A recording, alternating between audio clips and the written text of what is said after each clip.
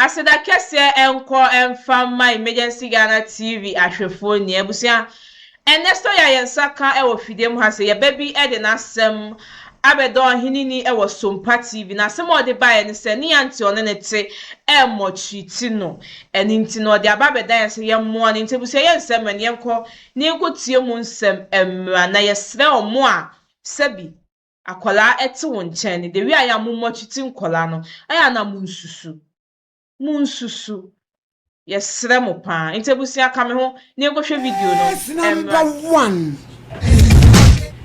Matilda Matadi Helen Kaswa why no obo ni kwadu Nana Kwame Kidi Takwa ena Tina Dixon ono so takwa ko ono so Kaswa order you go Mami ete say Pachoye. What did you say? 19. Asembe na do nam. Pachoye me auntie no or mistreated me of you. Mami. So we hwe na wo fede a. Obi amfo so. Dey me free. Na wo bi wa no akasa eye den na wo auntie mistreat you. Eye den. Last month on me tree and shadan ye. Last month Ado ye we. There be Inkra. Last month, my auntie wasn't in the house, and then my other auntie was not in the house. Ma wone so. Yay. Louder. My auntie wasn't in the house, and my auntie. And na wan kasa o mami we. Mami we wu. O mami ewu. Pachai. Ye bem. Ache. Pachai. Eti wo wanti no ko ne nchen ye disen. That time me akola Pachai. And obete wo do ko Kaswa. Pachai. Now no mami na mote he. Ye ti Kaswa. E ho na na o mami so te. Pachai. Mo ye dodo sen o mami ma no. Yes, 6. Pachai. What so saying? Firstborn. And na me nua ba ko wo Ghana but 4 more abrochi. Kro beso. Abrochi country beso. US. Ba ko wo 2 of Philadelphia and 2 of Minnesota. America. Pachai. Wan kasa wo mami ma. Pachai. Eti America. Pachai. Philadelphia. Pachai. Any Minnesota. Pachai. And ye ja wo te Kaswa. Wo auntie ho. Pachai. Why? There be time na all call here. That time me swa. That time me 4 years. Unu anom no call na usa.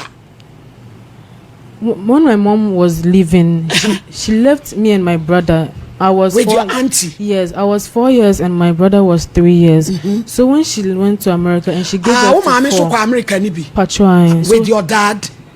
I don't know where my dad is. I don't have dad. With my grandmother. Okay. So they went to America and she gave birth to 4. So when she gave birth to 4, the last born before she died 2020. That I was in Form 1. Your sister or your brother? My sister, my younger sister. Okay. Yes, please. So last month, my auntie wasn't around and my other auntie wasn't around. It was left with me and my siblings plus my baby. So you have a baby? Yes, please. So I told my sister that I'm going to throw Pampers away. You want to throw the Pampers? Okay. Because sometimes the landlord normally come to the house to come and check something, and when they see the Pampers, they'll start putting the blame on me. On you. So I took the Pampers and I told my sister that I'm going to throw Pampers away. And my auntie's children, they said they want to follow me, and I said okay, you guys. Why are they want to follow you? Yeah, I don't know. And I said okay. So when I'm going, then are you a stubborn child? Me. Are you a stubborn? Yes, please. Oh. But not really stubborn. Just a word you would saw your collaboni. Hey. So why wouldn't you say you are stubborn? So when we were going, then I met my auntie on motor, and she asked me, where am I going to? Then I told her that I'm going to throw Pampers away. And she said with the children, and I said okay, yes, with the children. So when we were going, and my 2 siblings, they said they want to drink water. I wasn't having any money to give them, so I went and asked one of my friends if she's having 5 cedis for me to buy water for the 2 of them. When she gave them the money, and I bought water too for them, so it was left with 4 cedis. So we were going, and one of them said, "Oh, Helen, please, we won't drink juice." And I say, "Oh, this man that I have is not enough. So when we go and throw the pampers away, maybe they'll give us the price for like 3 cedis of what, because I don't know the price of it." And they said, "Okay." So I promised that when I go and throw the pampers away, I'll buy them drink. So one went and threw the pampers away. Wait, where's the father of your child? Please, it's in Takwa. You are the father is in Takwa. Yes, please. So, continue. So when we were going to, I went to the Zoom line to go and throw the rubbish away. One went and threw the rubbish away, and the man said the rubbish is 3 cedis, 50%. Hey, and can I so go to ball go and see a Jim Scassa? So, so when I paid, the money was left with 50%. The money I can't buy drink for the 2 of them. So I said, let's go to my friend's place so that I can go and collect. Sister, I want our friend. What is that? Mammy, tena her sister Betransi. I made an instant knock coming with your personal check. Betransi. I would be your fruit, so one our friend.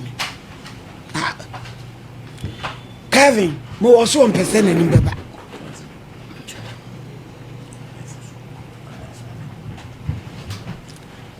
Obapa, I didn't see.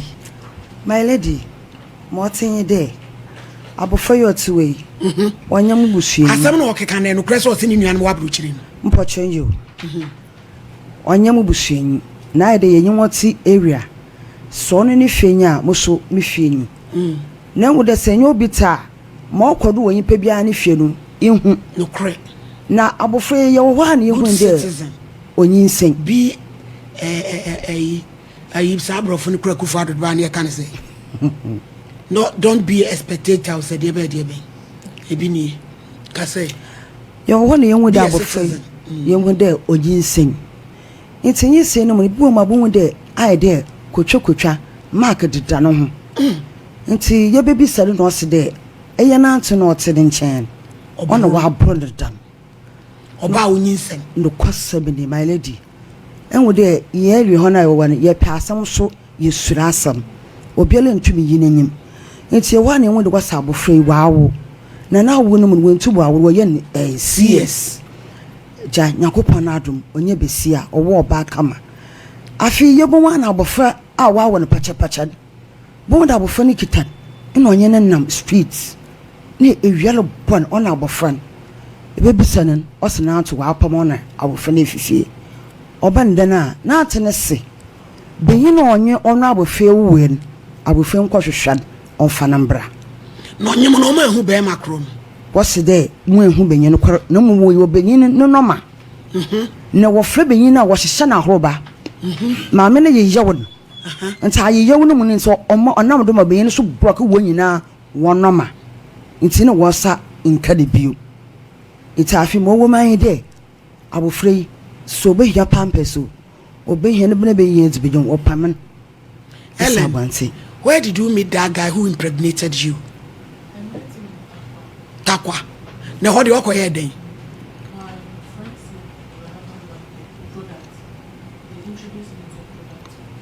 At Takwa, at your age. That's it. Why, man? My lady, more thing day. Abofre to no ko school Ghana Accra. Yes. Abaye to when you mazan kasa. We are sini. Ye, umami wua. No abusia sa o. Na ni nuanu no mo abroche ntide ni akra ne na mu no mu nim ana. Mo tin da wo fe na okite won no ma. Ma me no we gifo na efi nsem. Ina no ma na wa atwe wo book mu wa gi book so wa ahye wo. It is so mu ni access bia. Yeah, so be ye din na we able to be keep falling no man is egu ne tirim. Ma ni ma me nuanu. O se akra no onye ne den ontumi ne ntena ana. Ono ne ye nyina ye nta asenche de. Ne ba no we. Abofan wa hasisi. Bebe ni we mu fa no mra ne hwe. Na Ghana form waye. Hey, atia oto afa mu pebia wo de. Fa kware bra. Tena. Abra pastor ko friend. Ye we are city. E ti akola ni nya kwan bi oni ni nuanom no be kasa.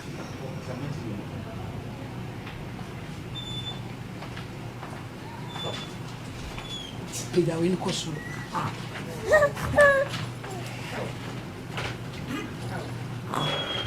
23 ni your friend is saying Liliana umpe yehu ane me hwefo ma no Liliana Lily miao ma me wate oh baby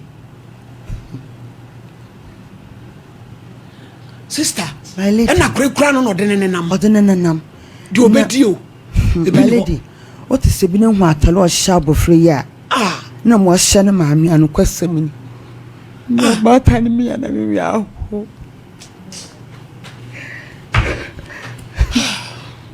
ti se dia na mo pese ye boa mo my lady mo se ye pede ye ba han mo titi ye ba han de abofra ne so le tenant ne nchen bi no betena he na si se opede wo boa na ne nuanom yi me be mana trans na what yema frɛ ne nuanom so mpa de kwa akiri abrochiri for hye na ebra ho si ne nuanom du kwa na ofo yes o mbehu no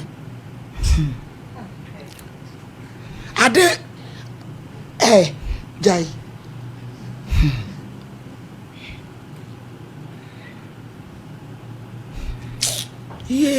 urade na boy no ne wo ye no waka kire ne se wawo no send you ska why na fun kra wo kra bi waje adenti no waje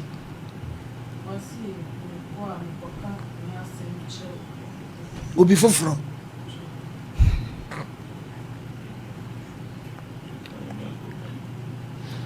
moko hia sole narrow way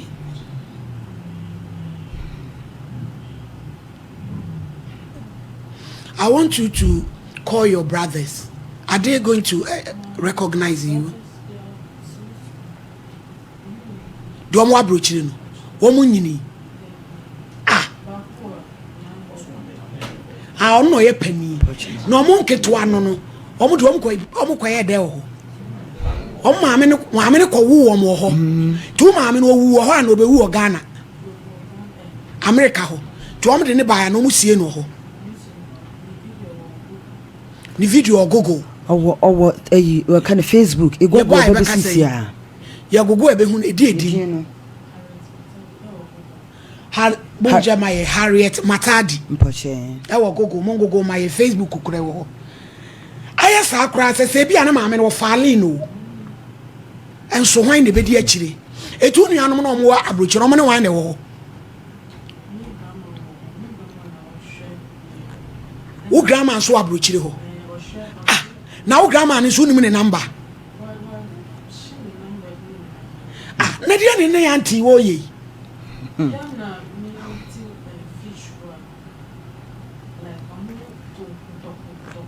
Mami chire me na wo untumi Kasa untumi ka wa ya. My lady motin de mami biti ye ho toto Simon Shitolu no so ototo Simon do ko igwado koton na mami no opam abofre dem no so ye batan ne ye mehihye kola wa kwa akra girls no oji abofre e kwahye ne nchen aba de 1 week mami no ko edwuma bi oba abofre 30 cedis odi bi to pampers no odi bi ato sala ka ma abofre na mami ne bo hu ni de abofre no wo ifie ho nti into kwadi da me da ne nya asam ketua sa de no magye no de what bad nti wa agya abofre ya tene fie ho no na da mami no ho wasa bula wodi gwale nti wa adwen na la bodam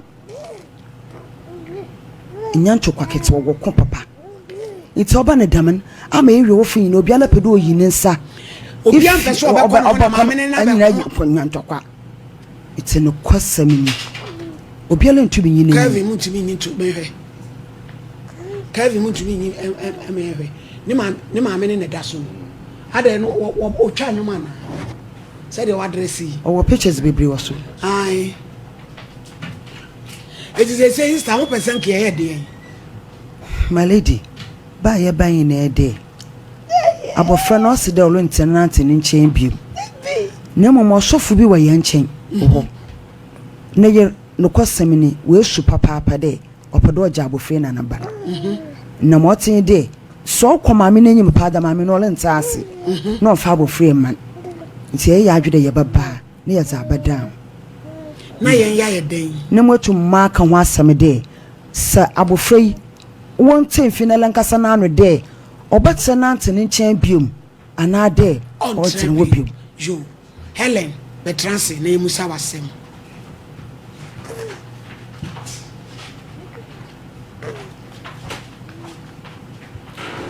Ellen, we want to ask you if you want to stay with your auntie or not.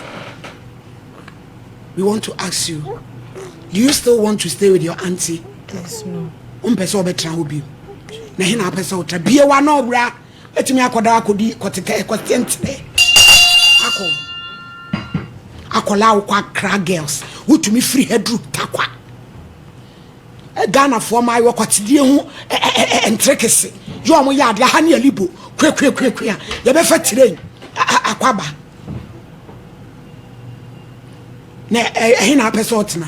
Where do you want to stay? Please, they were saying that there is a pastor who want to take us.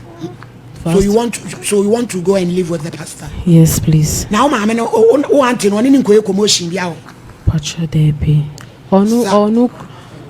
Okay. Onu kra opese minko. Who auntie ni pesa uko? Minko. Okay, yo. Ene Ghana ha ye nyina ya dance for. Agudi entere de ye mane fane mane na mawia so. Dende. Menya bio.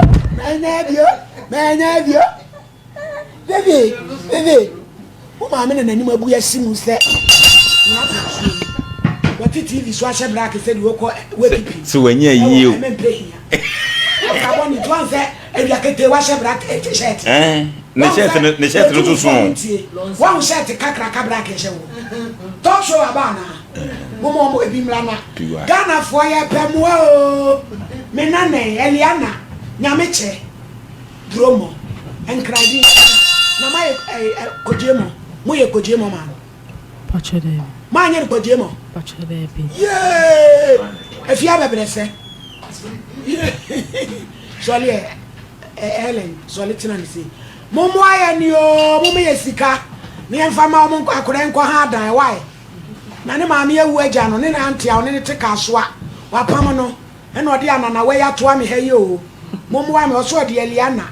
Now, Miss Mamma, in Yame Betchere. I question Yame Betchere. Ah, why? The Momo, why? Piwak, Mommy. Elizabeth Ephraim was sending a quadai 1,000. Men so my money 1,000. Yeah, per 10,000 money says here. Nay, the Biak or hard diamond. 8 years, Ramomoye, Mufa number being to Somaye. May my money 1,000. Elizabeth Ephraim. But I say, Ellen, I want you to plead. Why? Kasa. Tell them that you need help, so. Those who are watching on Sompa FM, I really appreciate everybody. I really appreciate everybody for what they have done for me and my child. If it's not because of them, I will not know what to do. Oh. And I really appreciate my auntie who brought me here and who have helped me since I was sacked by my auntie. I really appreciate her because she has been helping me, giving me food to eat, giving the child food, clothes and stuff. And shelter. Even yesterday, the child didn't bark, but she was the one that bathed the child. I really thank her. And I thank the whole area that God should bless them. Wherever they are, God should really, really bless them. It's not easy for you to leave your mother and stay with someone who is maltreating you. It's not easy at all. Right now, as I'm standing here, Crampo, I don't even know what to even say. But I'm just saying, God should please bless you guys and give you guys more. Thank you very much. Ebusia for the year can you say ye pemoa ma ye bay any ye nana kitui. On to be for cranning in Nama Bontensa, ne mammy woo, send mammy aku America. Ah, ne mammy ne woo crejan in the animal hole. Access so being an mammy a cran, Sompa FM, Auntie Yaje, a number titim. Na akra girls no wie. Pacha Debbie. I don't know Jay. Who do from say? From to Namiko Takwa. last na me. For udu from tu na udi na fufu echi ko takoya. Wo ba de baby nyinse ba yi. Patrai. Last. Yeah, wo mami wu ana wasem asa. Akwada okwa Accra girls from 2. Ya timi ha mo treating wa me na frifia du takwa so okoya garam so wo ba wo de nyinse aba bewo oba wo ya yese ya ma adantrem ene ama ba bia da wo ne wo ba ene wo de ne bayi ne nam ayi ka so abonten so ene ye de na aduru ha yo momo aye doctor esi ejiriba doctor me pa chewo wo ma me na me frɛ wo yi e sedawo e bie ma ba doctor esi ye me too many awa wani mu na beto Elizabeth Ephraim nyame nhira wo watse onyame nhira wo Doctor AC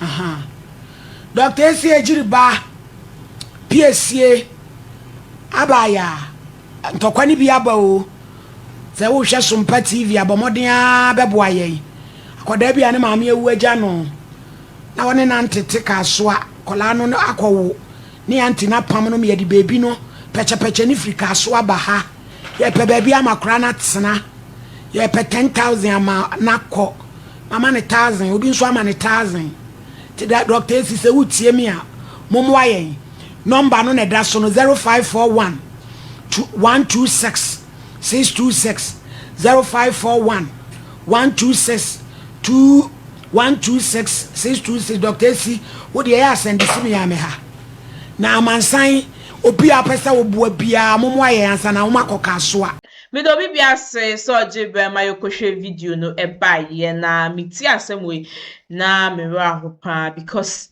sometimes no ya wo for efimu a aya na omo mbe fa ye no aya the way aye omo mochiti ye na aya na ye too much akwan mi blame no se wa fa ye fu no wa kola no mi blame no akola oni made akwa girls oku school e wa akwa girls then it says one akwa na nyeso ye stubborn no onye stubborn but situation binti e na makwa na akwa stubborn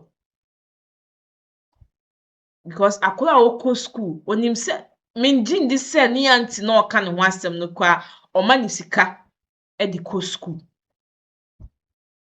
omochiti akola no inti na fufu akasa kire na eja opebi nti na danfu bi ka bibi kire na eso ye de odi so na eja odi na chiko inti onu zu ni se owe mu be ma edie se be ma se onye de omra obe make sure so be de obe ko eja se kaka obenya wo hu nti na eso ye de o make sure so be de obe ko na e de asem weni a abinti Ghana for yesre ebusia for yesre mumwa na yema ye babai baby papa ye de enjina na akwa na bre obi oye obusuani mpo e na oye ni se obi oye ni busuani o e na oye ni se na obi a onye ni busuani nti emfa story we enti ye hofo ya wofo etiase na ye adwense ye de ye ma e be kwa akomo obi fufo no aya na treatment no enye ena omo a nkola no beti na omo nche na ya omo dwise omo mochiti omo no me sometimes na me ka se obe wa dwin se titi uba yi na wa mochiti obi ba ke hu se oba na okoko na wo ma no nyanyama na obi ba na wo ma no eye efie djuma no ono da achi no obenya baby papa ede esi na oba na wakoko na no ono ayede wase especially omo step mothers no so no se obi anase bema e de ne ba be warewa certain ways bi wo ha modern kola no so femu so a emfa kwam eno kwa de beka se enye moja ba ko na so we moja ba ko nti ebusia momwa na ye bai onya be papa enjina me ka sa ha egusa emergency Ghana TV eso share so be subscribe na wa like na do comment so aba comment section ase edi ameji so ane kechi mami esi enese yebesa so edi nhyiemu ewa ha bi